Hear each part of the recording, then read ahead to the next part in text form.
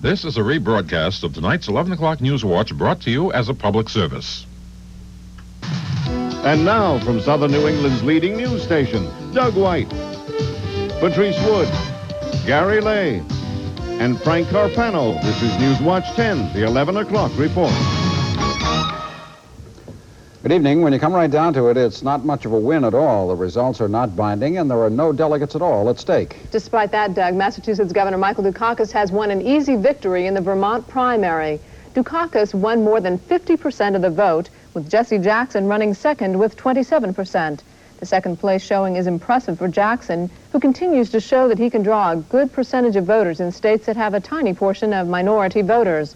On the Republican side, it was a much closer race, but Vice President George Bush continued his New England winning streak, beating out Bob Dole. The election in Vermont is considered little more than a beauty contest because no delegates are at stake.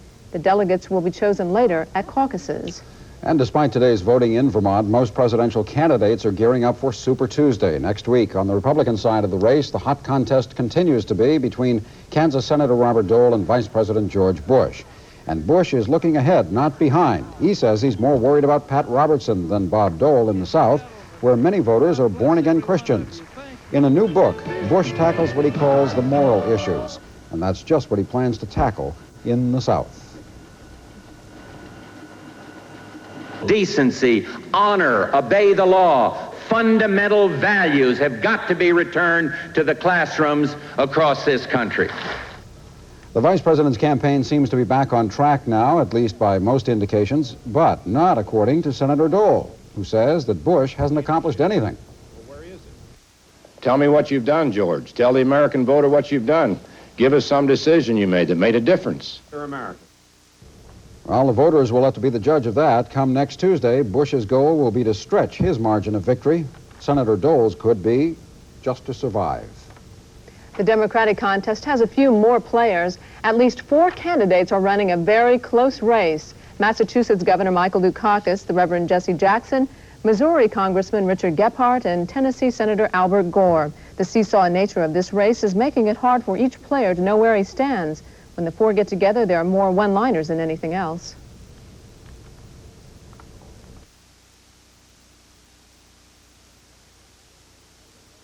That was Iowa, Dick Gephardt. Now we got another one here, and I'm trying to... Reverend What about Jackson, the go ahead. Massachusetts Dukakis that raised taxes on average families? Reverend Jackson, it didn't stop there. There were more. Lately, you've been sounding more like Al Haig than Al Gore.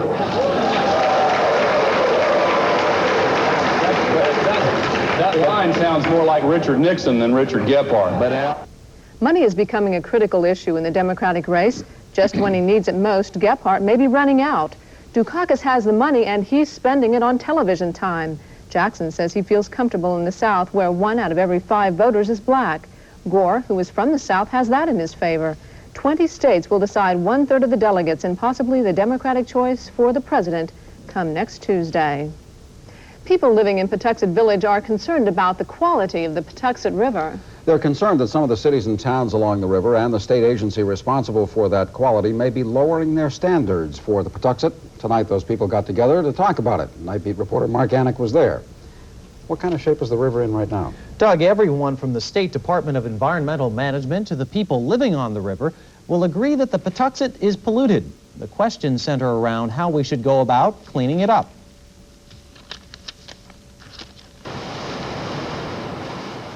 It is one of the most polluted rivers in the state of Rhode Island. Pollution gets into the Patuxent from wastewater treatment plants like this one. There are 4 such plants along the river. Each of the 3 municipal plants has either made improvements or will make them soon. But the EPA wants those towns to make even more improvements to those wastewater treatment plants, thereby improve the quality of water they're discharging into the Patuxent River. The improvements would cost another $60 to $90 million. Towns like Warwick, West Warwick, and Cranston will have to pay that bill, so they are asking EPA to change part of the standards for the river. People who live near the river got together because they're worried that will mean a lower standard and more pollution. What we're talking about here is fecal material. What we're talking about here is carcinogens. We're talking about here is not being able to grow your garden down by the river, because when it comes up, your children will have cancer. But those on hand to speak for the town say that isn't so. If this money is going to be spent, and it's going to be spent to improve the river, and when you end up with something much better than what you have now, then fine. You know, the city is willing to spend the money, but that's not going to be the case here. State DEM Director Bob Bendick says he doesn't know if the different standard is the right thing to do, but he does want to look at it before spending all that money. But I do think it makes sense to evaluate whether spending that amount of money to elevate the oxygen for that stretch of river during the summer months is the best way we can spend $60 to $90 million. Bendick says that the towns involved, along with the Department of Environmental Management and EPA, will try to work out some sort of compromise. He says that right now, though, the situation is very much up in the air. Why does the plan call for the cities and towns to spend so much? Because of the change in the federal budget. In the old days, the federal budget picked up 75% of this sort of thing when you were building a sewage treatment plant. Now the federal government isn't going to pay any of it. The state will pay 15%. Towns are going to have to pay the other 85%. Okay. Thank you, Mark. The needs of the elderly stretch beyond health care and Social Security these days. When the electricity goes out, for example, and there's no emergency system, the elderly can do little but wait for the power to come back on. The first public hearing to deal with this problem proposed legislation so that it won't happen again as it did during Hurricane Gloria. The commission investigating the situation is looking into the needs of the elderly. Representatives from various housing complexes over the state of Rhode Island came to the hearing tonight to voice their opinions and their ideas. The court says Penthouse magazine was within its rights when it referred to 4 Warwick schoolgirls as little Amazons. The federal appeals court in Boston has refused to revive a $7.5 million libel suit against Penthouse. In 1985, the magazine printed a picture of the 4 children at recess outside the Oakland Beach Elementary School. At the time, the principal had ordered segregated recesses because some of the boys had complained that they had been beaten by the girls. The court said today that a headline referring to the girls as little Amazons was satirical opinion protected by the First Amendment. The girls had argued that the magazine portrayed them as sexually insatiable. Nursing home workers in the Bay State say more money or else. We'll tell you about that in just a minute. And the president is ready to sit down with NATO leaders.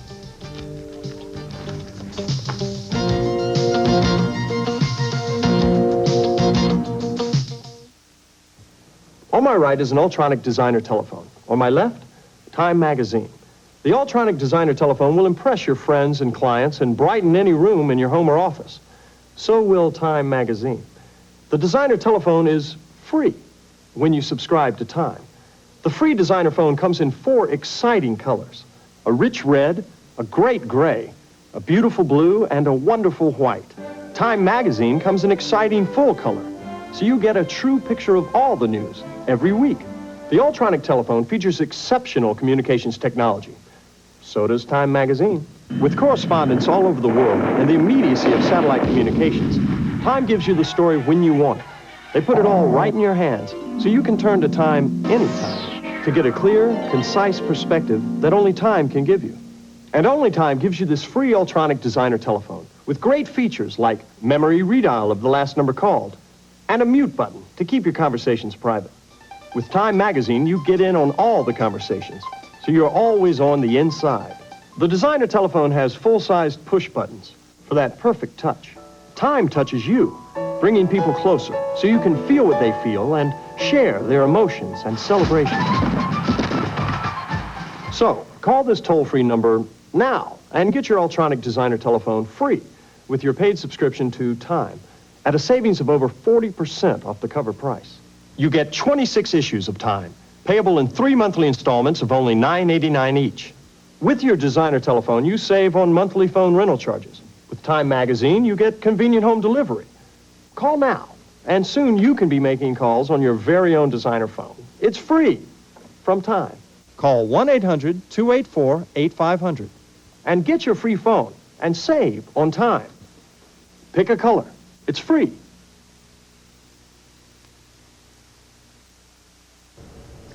In Panama, the government crisis is escalating. Gunfire is coming from both sides. The crisis began when Panama military leader Manuel Noriega was indicted in the United States on drug charges. Panamanian President Duvalier tried to oust Noriega from his post. He failed. Instead, the National Assembly ousted him. The battle continues. The general strike that began yesterday is gaining steam, but it hasn't done the trick. The economy has not been paralyzed. Noriega supporters continue to rally for their leader. President Reagan is in Brussels tonight to take part in a two-day NATO summit. The president was greeted by Belgian Prime Minister Wilfred Martens and the country's foreign minister today, Secretary of State George Shultz, arrived a bit earlier.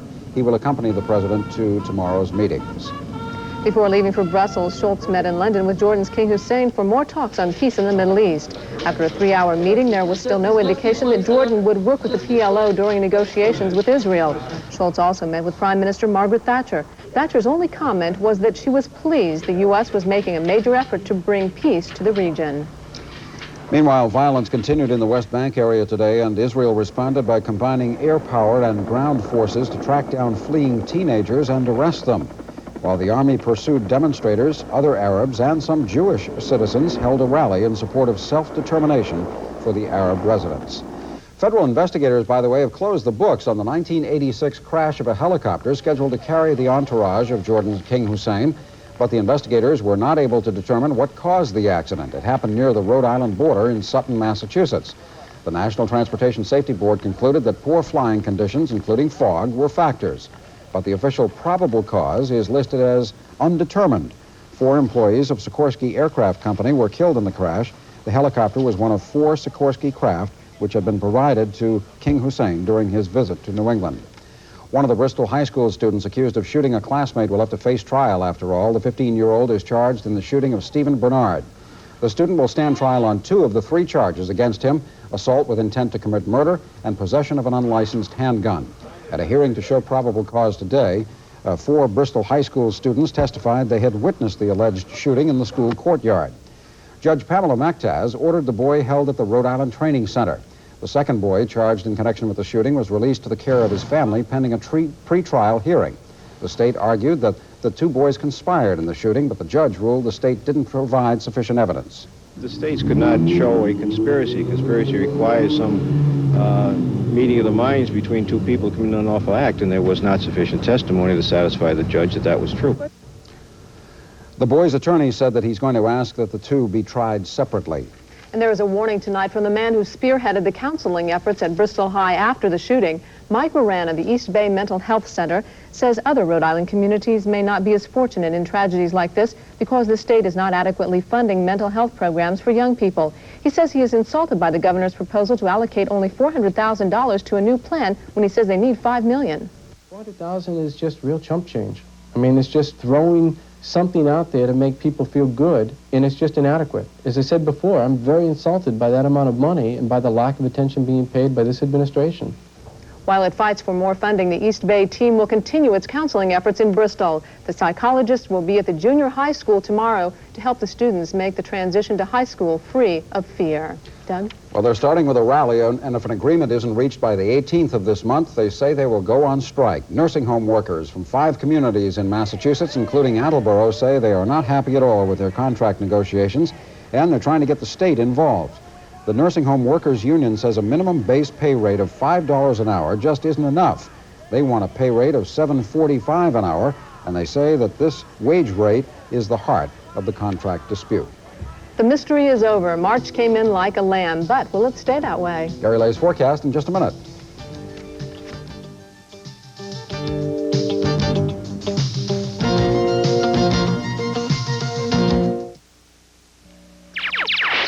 Attention homeowners, if you need money for any reason at all, the money store is the place to go.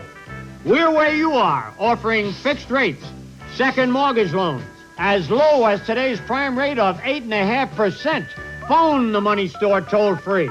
One call approval of qualified homeowners. Be sure to ask about the money store sponsored MasterCard. No annual fee for the first year. Dial 1-800-221-9000. Come on, boy. Let's go out. No, we're going for a drive. What's wrong with you? No. Where you go? Come back here. Out. You're going for a drive. Come back here. If your car's even turning off your best friend, better get Maaco. Maaco, state-of-the-art auto painting and body repair. High-tech, low prices. Keep Maaco on top. Well, another satisfied customer. hair out of place, huh? Nice balmy temperatures tomorrow. That changed the subject in a hurry, didn't he? You're in a very good mood today. Yeah, I'm a little chipper. I was a little under the weather Things yesterday. going your way? No, not It was necessarily that going my way. sunshine out there, that Yeah, beautiful it kind of sunshine. brightened me up, brightened my spirits up Good. a bit today. Did mine too. Things are going to be changing. You know, That's March, good too. March is the month in which we have almost as much snowfall as we do on the average in January and February. So just keep that in mind as we punch along day by day with these sunny days and kind of put them in the bag and keep them, because our average snowfall is about 10 inches for this month. Currently at 27 degrees outside. Our high temperature today was 41. That 27 is the low for the day. Wind northwest at 10 miles an hour. Barometric pressure 3020, rising slowly. Relative humidity at 40%. Dew point temperature 7 degrees, indicating the air is very dry. Where the air is very wet, we have a lot of big thunderstorms that have developed across the center part of the nation. And I think you can see those thunderstorms. Can we see them? Yeah, there they are, down parts of Texas. Some of these thunderstorms are up about 10 miles high in the sky. They're dropping dime-size hail and golf ball-size hail. Just the thought of golf, you know, gets me thinking about spring. But unfortunately, these are some nasty storms around Ada in Oklahoma and Wichita Falls in Texas. They should be dying down in the next couple of hours. Also going down is our temperature. Low 20s to mid-20s, south coastal region, 17 at Worcester. Farther north and west, Montpelier, and on up into the Burlington area, single digits at this hour. With the wind still a little bit active, it feels like 2 at Logan, 4 at the airport, 2 at Worcester. Quite a change, because today it felt a whole lot warmer with that bright March sun shining. And indeed, it feels rather chilly outside tonight. Crystal clear skies, Ray DeNoyers in Warwick. The full sap moon, Doug. It's the full sap moon this month. From John Honan in Weekapaug, 25 degrees there. Satellite picture in motion showing you the weak storm up around the Great Lakes. And then the explosion of thunderstorms in the middle of the country right in here. Also notice more moisture coming in from the south and southwest.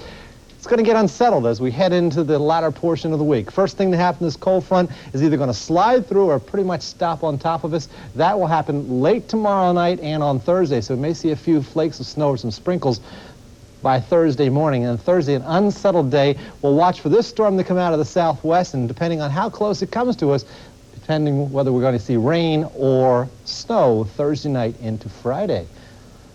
Wind shifting to southwest in the bay, 10 to 20 knots tomorrow, waves 1 to 3 feet. High tide at 7:31, sun's up at 6:20. Forecast overnight goes like this. Clear and cold, a bright night out there with that full